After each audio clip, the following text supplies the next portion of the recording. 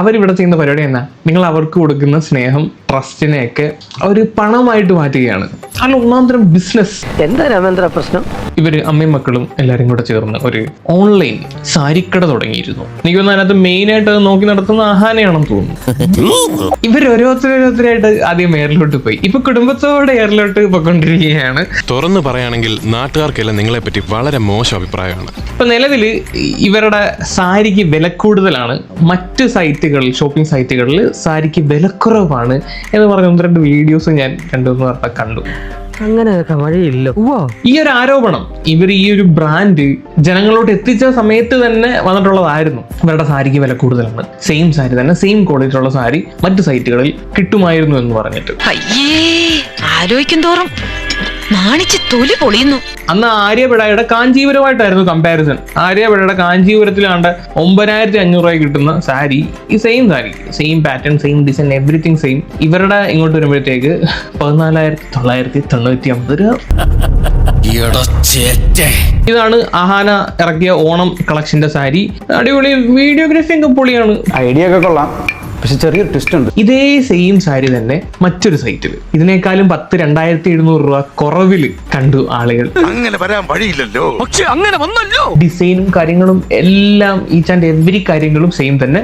ആ കൂടിയുള്ള ഒരു വ്യത്യാസം എന്തെന്ന് പറഞ്ഞു കഴിഞ്ഞാൽ പ്രൈസിനകത്തുള്ള വ്യത്യാസമാണ്. ഇവർ തന്നെ 4,800 രൂപയ്ക്കാണ് ഈ ഒരു സാരി വിൽക്കുന്നതെങ്കിൽ നമ്മുടെ അഹാനയുടെ സൈറ്റിലോട്ട് വന്നപ്പോഴത്തേക്ക് 7,499 രൂപ.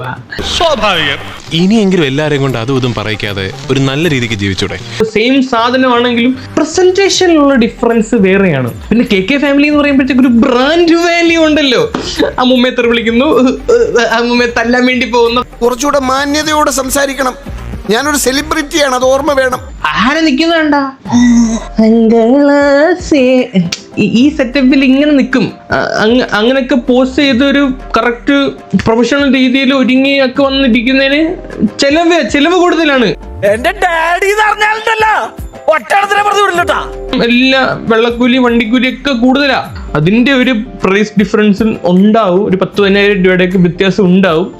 വല്ലാത്ത തലവേദന, ഞാനൊന്ന് കിടക്കട്ടെ. KK ഫാമിലി എന്ന് പറഞ്ഞ ആ ഒരു ബ്രാൻഡ് വാല്യൂ മനസ്സിലാക്കണം. അതുകൊണ്ട് തന്നെയാണ് അവരുടെ ഈ സാധനങ്ങളൊക്കെ ഔട്ട് ഓഫ് സ്റ്റോക്ക് ആവുന്നത്.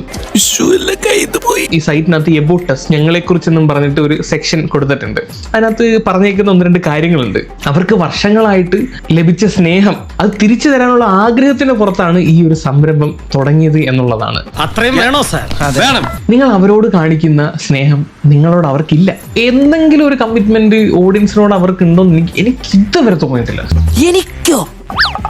ആരാടാ റമോ നിന്നോട് അപവാദമൊക്കെ പറയുന്നത്? അവരിവിടെ ചെയ്യുന്ന പരിപാടി എന്നാ, നിങ്ങൾ അവർക്ക് കൊടുക്കുന്ന സ്നേഹം, ട്രസ്റ്റിനെയൊക്കെ ഒരു പണമായിട്ട് മാറ്റുകയാണ്. അല്ല, ഒന്നാം തരം ബിസിനസ്. എല്ലാരും കൈവച്ചല്ലോ, ഇനി ആർക്കും പരാതിയില്ലല്ലോ. ഞാൻ പോകുന്നു. Bye bye. അയ്യോ, വഴി മാറി.